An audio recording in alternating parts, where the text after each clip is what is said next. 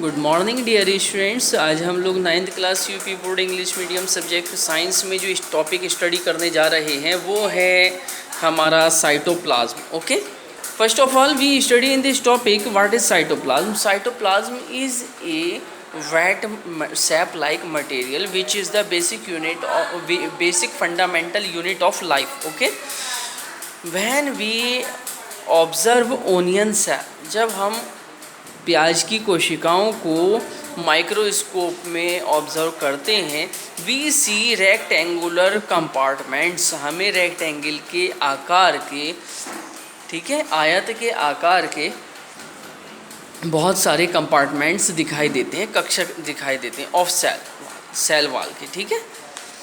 A dark stand nucleus, एक dark colour का nucleus दिखाई देता है, and a large region between, जिसके बीच में एक बड़े रीजन के बीच में, दीज टू, ये दोनों, this region take up very little strain, ये जो एरिया होता है इसमें बहुत हल्का सा कलर आता है स्टेनिंग का। इट इज़ कॉल्ड साइटोप्लाज्म, जिसको क्या कहा जाता है, साइटोप्लाज्म कहा जाता है। Okay, cytoplasm consist of fluid contents and many cell organelles, इसमें जो है क्या होता है, फ्लूइड्स होते हैं और बहुत सारे सेल ऑर्गेन्स होते हैं, ठीक है। Cell organelle are membranes bound, ये स्ट्रक्चर, ये मेम्ब्रेन से बंधे हुए स्ट्रक्चर होते हैं, इनके चारों ओर मेम्ब्रेन्स पाई जाती हैं, ठीक है। विच परफॉर्म्स स्पेसिफिक फंक्शन, जो कि ख़ास फंक्शन करते हैं कोशिका के अंदर, जिनका कार्य ख़ास होता है, ठीक है। इसके बाद है एंडोप्लाज्मिक रेटिकुलम, ठीक है।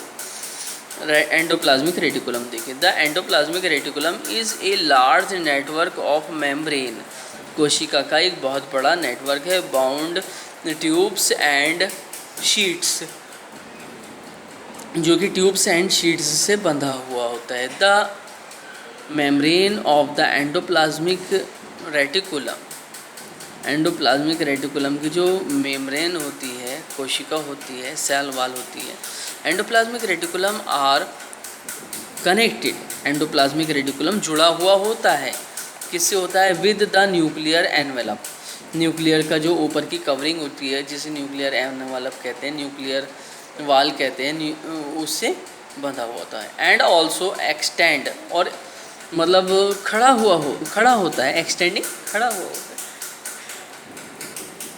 टू द मार्जिन तक, किनारों तक, ऑफ द सेल, कोशिका के। It is composed of 3 kinds of structures, ये 3 प्रकार की संरचनाओं से मिलकर के बना हुआ होता है। सिस्टर्नी, वेसिकल्स, ट्यूब्यूल्स, ठीक है। सिस्टर्नी की डेफिनेशन देखिए, दीज आर लॉन्ग फ्लैटेंड, ये लंबी होती हैं और फ्लैटेंड, चपटी होती हैं, एंड सैक लाइक, और थैली के आकार की होती हैं। अनब्रांच्ड, मतलब इनसे शाखाएं निकली हुई नहीं होती हैं, ट्यूब्यूल्स होती हैं, ठीक है। Next is vesicles, these are oval structures, ये कैसी स्ट्रक्चर होती हैं, अंडाकार स्ट्रक्चर्स होती हैं, एंड और ट्यूब्यूल्स, दीज आर ब्रांच्ड, ये शाखित होती हैं, इनमें ब्रांचेज होती हैं, स्ट्रक्चर, ठीक है। Next is endoplasmic reticulum is of 2 types, endoplasmic reticulum कितने टाइप का होता है dear students, endoplasmic reticulum 2 types का होता है। फर्स्ट इज स्मूथ और ए ग्रैनुलर एंडोप्लाज्मिक रेटिकुलम, ठीक है, ये स्मूथ होता है और हम इसको ए ग्रैनुलर एंडोप्लाज्मिक रेटिकुलम भी कह सकते हैं, मतलब इसके ऊपर, इसकी सेल के ऊपर जो है ग्रैन्यूल्स नहीं पाए जाते, दाने दाने नहीं पाए जाते, जो कि राइबोसोम्स होते हैं। ओके, तो स्मूथ एंडोप्लाज्मिक रेटिकुलम जो होता है, जिसे ए ग्रैनुलर एंडोप्लाज्मिक रेटिकुलम भी कहते हैं, इसके ऊपर ग्रैन्यूल्स नहीं पाए जाते। ग्रैन्यूल्स मतलब दाने दाने, छोटे छोटे दाने दाने होते हैं, जो कि राइबोसोम्स होते हैं, ठीक है। In this type ribosomes are not attached, इस प्रकार के एंडोप्लाज्मिक रेटिकुलम के ऊपर राइबोसोम्स जुड़े हुए नहीं होते विद द मेम्ब्रेन, इसकी कोशिका पर, एंड ग्रैनुलर और रफ एंडोप्लाज्मिक रेटिकुलम। सेकंड क्या है, ग्रेनुलर एंडोप्लाज्मिक रेटिकुलम या rough endoplasmic reticulum.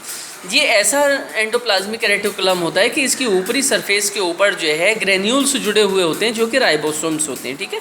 Ribosomes attach होते हैं। Ribosomes remain attached with its membrane. Ribosomes इसकी मेम्ब्रेन के साथ जुड़े हुए होते हैं। Expect bacteria and blue green algae endoplasmic reticulum are present in the living sales.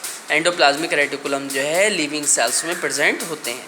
Function, endoplasmic reticulum forms intracellular transport system between various regions of cytoplasm. Endoplasmic reticulum cytoplasm के अंदर transportation का कार्य करता है मिनरल्स को transport करने के लिए। Second is it acts as, ये ऐसे कार्य करता है जैसे साइटोकाइटोन, साइटोस्केलेटन, कोशिका का कंकाल तंत्र। जैसे कि मनुष्य के अंदर क्या होता है, अस्थियां होती हैं, वो भी एक स्केलेटल सिस्टम होता है, ऐसे ही ये साइटोस्केलेटल का कार्य करता है। एंड प्रोवाइड मैकेनिकल सपोर्ट, और उसको मैकेनिकल सपोर्ट प्रोवाइड कराता है, जैसे कि मनुष्य को हड्डियां मैकेनिकल सपोर्ट प्रोवाइड कराती हैं टू द सेल, ये सेल को कराता है। Third is it forms new nuclear envelope, ये नया न्यूक्लियर एनवलप बनाता है आफ्टर ईच न्यूक्लियर डिवीजन, हर नाभिकीय विखंडन के पश्चात। फोर्थ इज इट हेल्प, ये मदद करता है इन लिपिड सिंथेसिस, लिपिड के बनने में मदद करता है। Fifth is it helps in the formation of cell plate, ये कोशिका प्लेट को बनने में मदद करता है। सिक्स इज इट स्टोर्स, ये संचित करता है अपने अंदर सिंथेटिक प्रोडक्ट्स, संश्लेषित पदार्थों को, लाइक ग्लाइकोजन, जैसे कि glycogen. Okay. Seven is ribosomes present on rough endoplasmic reticulum. Ribosomes जो है रफ एंडोप्लाज्मिक रेटिकुलम के ऊपर प्रेजेंट होते हैं। हेल्प इन प्रोटीन सिंथेसिस, जो कि प्रोटीन के सिंथेसिस में हेल्प करते हैं। It is in the liver cells, liver की कोशिकाओं में ऑफ वर्टिब्रेट्स की SER plays crucial role in detoxifying many poisonous and drugs, बहुत सारे जहरीले और उनको जो है ये नष्ट करने में हेल्प करता है। Lipids and proteins by ribosomes are formed in endoplasmic reticulum. देखिए ये है सिस्टर्नी, इसके ऊपर ग्रेन्यूल्स हैं, ये वेसिकल्स हैं, ये ट्यूब्यूल्स हैं। ये स्मूथ एंडोप्लाज्मिक रेटिकुलम है, इसकी सतह के ऊपर कुछ नहीं है। ये प्लाज्मा मेम्ब्रेन है, ये राइबोसोम्स हैं, ग्रेन्यूल्स जो हैं, और ये रफ एंडोप्लाज्मिक रेटिकुलम है, इसकी सरफेस जो है वो ग्रेनुलर है, इसके ऊपर जो है क्या है, राइबोसोम्स चिपके हुए हैं। ओके।